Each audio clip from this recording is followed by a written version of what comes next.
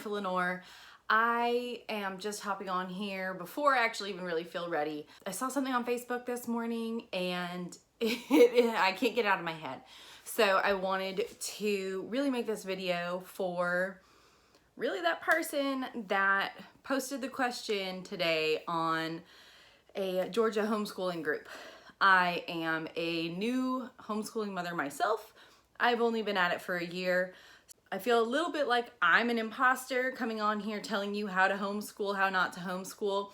But the truth of it is, if you are a new homeschooling parent and you don't know if you're doing the right thing or not, it doesn't really make sense to listen to people who have been homeschooling for 5, 7, 10, 15 years because they've got it down. They know what they're doing, and more props to them. I hope that I'm there someday.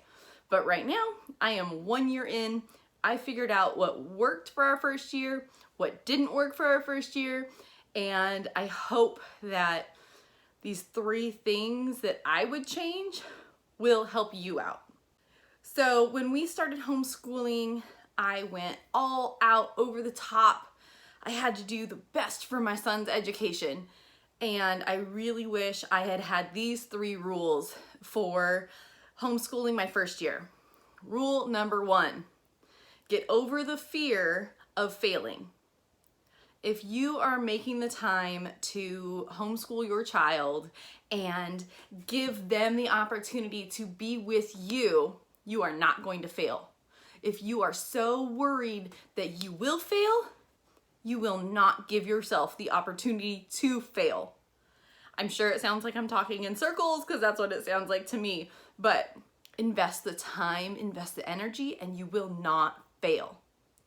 Second thing, stop worrying about what other people think. I was so worried about what my friends and family would think that I imagined I had to do my schooling with my son at our home just like any other kid would get their schooling and education done in a public or private school. Before we pulled our now 7-year-old out for home education, he was in an amazing charter school. The way that things turned out with the coronavirus coming around and us moving to the other side of the state, we couldn't find an opportunity like that. And we really felt that homeschooling was going to be the best choice for our son. We were not happy with the inconsistency potentially to be in school 1 week and out the other, having to wear a mask, maybe not, who knows. So we brought him home. We got comments from all of our parents, some of our friends. Are you really doing the right thing? When are you gonna send him back to real school? I don't know. I'll send him back if I need to, but for now, since he's just going to be now in 2nd grade, so we were pulling him out for first, let him be at home. Let him be a kid. Let him enjoy learning, because that's more important than sitting in a desk and having facts pounded into your brain. I understand it's a little different if they are 4th grade, 5th grade, 8th grade in high school. You need to have more of that classic education, but those younger years, just go for it. Enjoy creating the relationship with your child. If all of these people are telling you, oh, you shouldn't do that. Oh, are you sure that's best for them? Forget them. Don't listen to them. Zone them out. I had somebody recommend a book to me that changed my perspective. The book is called The Call of the Wild and Free by Ainsley Arment, and it was so freeing to hear all of the wisdom in this book and know that I'm doing the right thing for my child, because not every child is the same, not every parent is the same. Figure out what's best for you and don't listen to the naysayers. Please keep in touch and keep an eye out for future videos from this relatively new homeschooling mom and wife of a serial entrepreneur. Please click subscribe down below, and would you mind commenting and let me know what worked best for you your first year in homeschooling, or maybe your first couple years. Let's talk about it. Third rule I wish I knew going into my first year of homeschooling was do not buy every piece of curriculum trying to mimic a public school. I bought 12 workbooks, an online curriculum, a literature packet, a science, an inventor packet, art packets.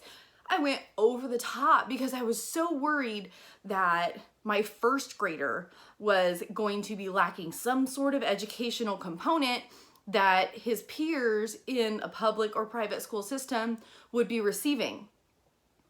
I had to let go of that fear. I had to let go of that mom guilt.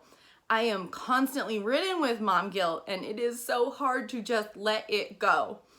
But once I figured out that he doesn't need all of these darn books, he needs me.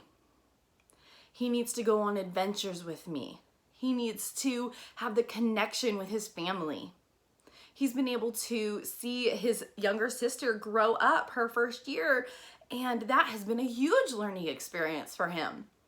He got to see her take her first steps. She actually took her first steps to him. He's learning responsibility by being around family. He is learning to find what he loves and what he wants to learn about. I am so glad that those first couple months homeschooling, I asked him, what do you want to learn about? And we rolled with it. We went to the Resaca battlefield and Kennesaw National Mountain battlefield, and he was learning to read from the historical information that was posted at each of the places. He was learning history by being there in such an amazing experience of walking the footsteps of history. Not to mention, as we're walking the trail in those areas, we're doing science. We're looking at leaves, we're looking at birds, we're looking at the dirt, and oh, that dirt's rocky, this dirt's not. Wonder what the difference is. You don't need all the fancy books and curriculum and tutorials. I used to laugh when I would hear on a podcast or a book that all you need is a library card. I was like, yeah, okay, sure. All you really need is a library card. The other week, we went to Tennessee just for fun with our family. And I went to the library and I got him 4 books on Tennessee. I made him read through, see what he wanted to see in the locations we would be at. And it was such a tangible and hands-on learning experience for him. I didn't have to pay a penny for any extra curriculum. It was amazing.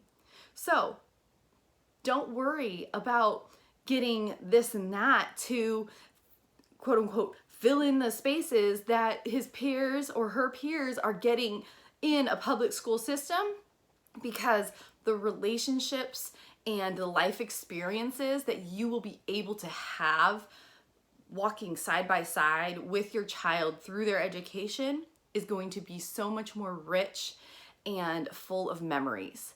It's worth every moment. I wouldn't change it. So, 1, let go of the fear of failing. 2, don't listen to the naysayers. They don't know what's going on. And number 3, slow down, give yourself a break, and educate with what you have access to. Don't worry about going and buying everything, because it will change. You'll be 2 months in and that doesn't work. So give yourself the grace, let go of the mom guilt to let it change. So I know I had a hard time when I had bought all of these books and it wasn't working. And they're still sitting on my bookshelf that maybe we'll get back to them someday. But being able to go and live the education with my son has been the best teacher of all. Thanks for checking out my video and my 3 tips for your first year in homeschooling. Please click subscribe below and like. Please also let me know what was the easiest and best thing that you learned your first year or first couple years in homeschooling. Let's talk about it. See you next time.